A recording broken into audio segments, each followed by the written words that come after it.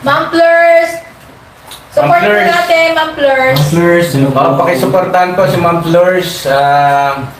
Support natin yan. Mabait yan si Ma'am Fleurs. Mapagpalang araw po sa ating lahat. Welcome po kayo sa aking channel, ang Ma'am Fleurs Channel. For today's video, nakakairita, nakakainis, nakaka-high blood po ang topic natin sa araw na ito.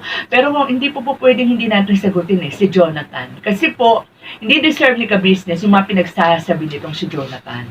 Doon nga po sa huling video o vlog ni ka-business kay Dito at Vera, napahapyawan niya rin po dyan si Jonathan. Sinabi niya na umalis na naman yung mag-ina pero hindi niya na pinasundan sa mga kagwangs kasi po iniisip niya ang kalusugan, kalagayan ni Mrs. Ka-business na ngayon ay nagme-maintenance na. Kasi nakaka-high blood naman po talaga. Tutulungan mo, gagawan mo ng kabutihan pagkatapos naghahanap ng butas, aalis, pupunta, magsusumbong dun sa mga vlogger na ewan natin kung talagang gustong tumulong o baka content-content lang. Hindi natin alam, ano? So, ang pinupunto po natin dito, yung sinasabi niya na kaya raw umalis siya kinaka-business, dahil wala raw pong ulam. Kung meron daw lang po sanang ulam, hindi raw sila aalis. God, my God. Jonathan, ano ba yan? Ba't hindi mo sinabi kay Vera, okay? O sa mga kagwangs na wala kang ulam o naubusan kayo ng ulam? Kasi dapat maunawaan mo, ang dami-daming kumakain dyan kinaka-business. Nasaan ka ba no nagkakainan? Tinatawag naman kayong lahat. Ano ba? Tanghali ba kayo magising? Or baka naman mas maaga kayong magising? O kung maaga kayo nagising, di sana intay-intay lang. Di ba? Hindi ba pwedeng makakapag-intay yung sigmura ni Nanay Marita? Ha? O. Tsaka tingin ka sa, sa rep. Baka mamaya may itlog dyan. Alam ko, marami stock sa rep nila Mrs. Ka-business O, hindi ka ba marunong maglaga o magprito man lang dyan ng itlog? Ha? O kaya, sige, mapagpalagay na walang ulam, di ba pwede makapag-intay? Aalis ka agad? Magsusumbong ka agad? Ano na naman na magiging impact niya kaka-business? Masama na naman sila ka-business yan. Di ba? Kahit na hindi totoo. O, konting unawa naman sa dinami-dami na naitulong sa ni ka-business, ganun lang, wala lang ulam. Aalis ka na, magsusumbong ka na. Yung sinasabi mo na pinatutulog kayo sa tabi ng aso, sa palagay mo maniniwala sa'yo?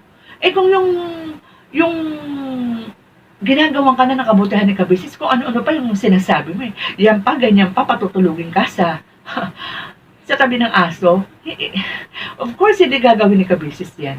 No?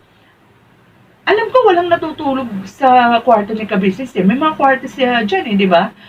And ang mga kagwangs, may kanya-kanya na tinutuluyan yan. Ultimo subong, may kanya na sarili ng bahay O ipagpalagay na natin na hindi po pwede, hindi available yung dalawang kwarto. Ang laki ng salas ng Mrs. Ka-business. Diba? May mga mahahabang salaset siya. Tama, salaset, supabed yan. No? Na po pwedeng doon kayo matulog. Doon ka matulog.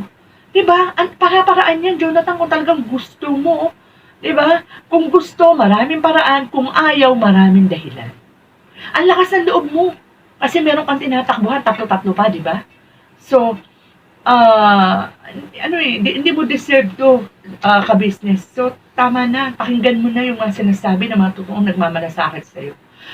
So, sabi naman ni ka-business, kung halimbawang bumalik sa kanila si Jonathan, hindi naman din niya mapapahindian. Tutulungan pa rin naman daw niya. Kaya lang hindi na po katulad ng dati. Siyempre, may limitasyon na kasi sobra na yung ginagawa ni Jonathan. Paninira na, pinamumugaran na ng bashers ng mga vlogger na tinatakbuhan niya. Di ba? So, yung mga totoong nagmamalasakit po kay ka-business, please, ito po yung tamang panahon. Ito po yung panahon na kailangan kayo ng ka-business. Please, supportahan niyo po ang mga videos ng ka-business family na sa pangunguna nga po ng ka-business official, Papa Dins TV, ka-business family na nagbablog po ay si Boss Dave. And yung mga paninira po, kilala niyo po si ka-business, hindi po magagawa ni ka-business yan.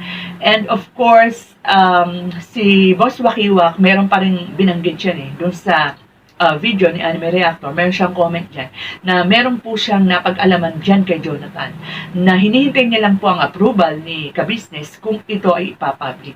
Kasi pag na-public yan, ewan ko Jonathan, ayaw mong tumigil.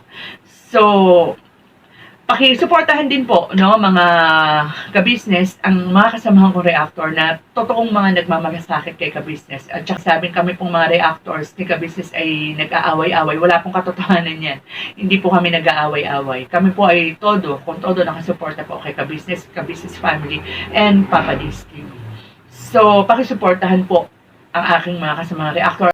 At syempre po, ang lahat ng kagwangs. And gusto ko nga po palang, speaking of kagwangs, gusto ko pong batiin ng happy birthday kay Boogie. Suportahan po natin ang lahat ng kagwangs, especially po si birthday boy, Kagwang Boogie Official. So hanggang dito na lang po muna ang ating kwentuhan. Mag-ingat po tayong lahat, and God bless.